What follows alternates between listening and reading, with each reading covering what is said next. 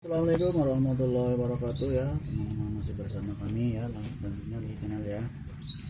Di kesempatan kali ini ya kami kedatangan motor Vega ZR ya, dimana motornya itu suaranya kotok-kotok ya. Pada saat di gedein gigi suaranya itu nyendal-nyendal atau kotak-kotak gitu ya teman-teman ya. Ini udah saya bongkar ya semuanya teman-temannya, kupingnya udah saya bongkar nih. Ternyata dibongkar nih banyak karet yang rudul nih ya teman-temannya. Nih hancuran karet ya. Ini saya buka nih bagianan dikontrol bagian sini ya teman-teman nih.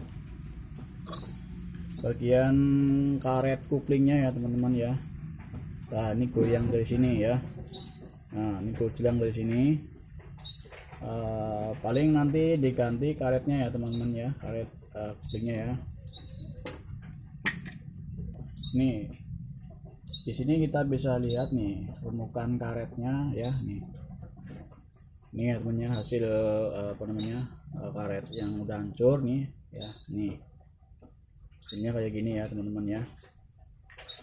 Nanti kita ganti dengan yang baru, paling diklaim lagi kayak ini ya.